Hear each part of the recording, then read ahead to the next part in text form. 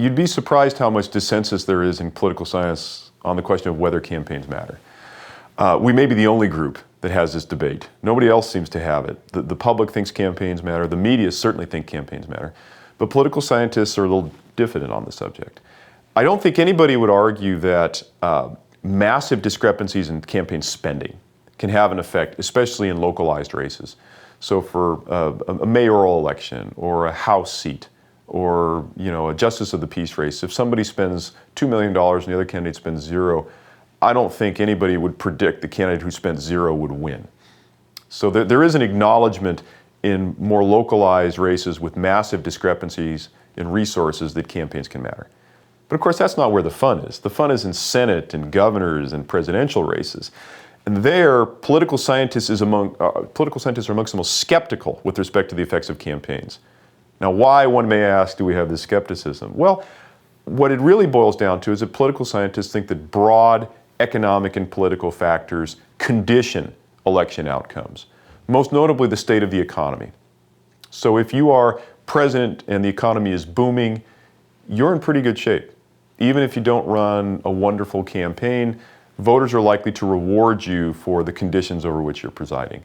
If, on the other hand, you're president and a depression hits, a massive economic downturn, no amount of PR work is going to save you. This is the view of political science. You're just in a lot of trouble. There's a significant amount of empirical evidence that backs this up. Presidents presiding over bad economies or, and I should have mentioned this as well, unpopular wars tend to get beaten when they run for re-election. And it doesn't really matter how strategic, how smart, how effective they are at messaging, conditions overwhelm them. And political science has picked up on this and quantified it, very precisely. Now, you notice that I'm talking about presidential elections, and there are some assumptions here that pertain. In presidential elections, you tend not to have huge discrepancies in resources. Both sides are usually able to raise a lot of money. So we're not talking about a lopsided spending total. It's also the case that, in most presidential elections, the strategic information environment is pretty much equal. Both sides have a lot of polling, done focus groups. Both sides know where the voters are, know what sorts of messages test well and what sorts of issues are important. So you don't have any information asymmetries either. All right, so in presidential elections, the opportunity for strategic advantage tend to be kind of limited. And that plays into the belief that, if you look at campaign effects, they're minimal because there's not that much advantage to be gained compared to lower level races.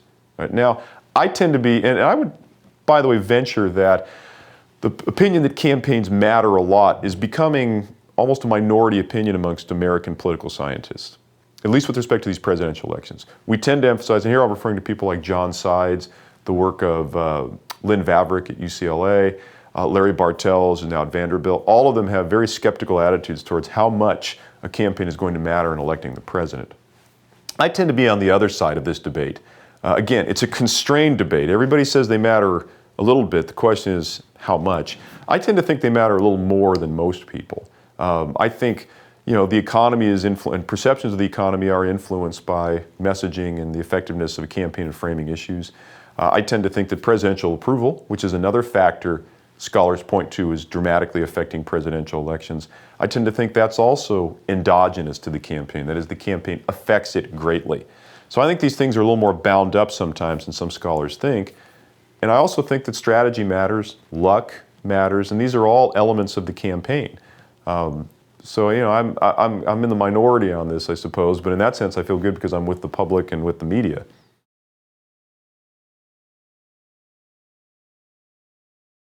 In governors and Senate elections, campaigns are not quite as constrained as they are at the presidential level. That is, at the presidential level, we're still constrained by the Federal Election Campaign Act and the Bipartisan Campaign Reform Act, which limit the amount of discrepancies you'll see in total resources raised.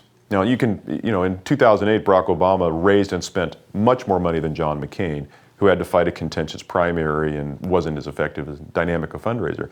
But by and large, the candidates come to the table with equal resources. Now, governor's races and Senate elections, governor's races are obviously governed by state law, and that can vary considerably. Texas is a relatively low regulation campaign environment, and so you can get one candidate raising $25 million, another candidate raising $2 or $3 million. And in that sense, we absolutely expect campaign effects to be possible and even likely. All right, so in governor's races, I would say the answer is campaigns probably have a much more prominent effect on electing people to office. Senate elections, again, federal elections, so governed by federal law, the FECA and the Bipartisan Campaign Reform Act of 2002, they tend to draw strong challengers, lots of funding from, outside interest groups, so, maybe a rougher equality of resources, but more likely, right? But in the Senate, as opposed to an executive race, governor or president, in the Senate it's a legislative race. And it's a little tougher to assign blame. So we talked about, a president is responsible for the economy. So in a presidential election, if you're a president running for re-election and things have gone badly, you're in trouble. If you're a senator and things have gone badly, well, are you in the minority party or the majority party? Did your party have control of both houses of Congress and the presidency so that you're kind of all collectively responsible? Or is it divided government, in which case I'm not sure whether I blame you or not? The assignment of blame is tougher, and so the ability of external conditions to affect or constrain the campaign are a little more limited.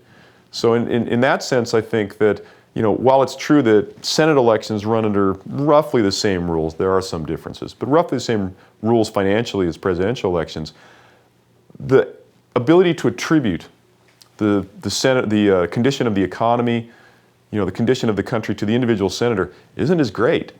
It's a little easier for the senator to talk about, personalities and specific votes and issue emphases that he or she has had. So I tend to be of the opinion that Senate elections have the opportunity for campaigns to come into play a little more. And I think that's not unusual in political science. We're not quite as split on Senate elections as we are on presidential. But I still think I'm probably kind of a campaign maximalist in that sense. I'm more on the maximum effects as opposed to the minimum effects on that side.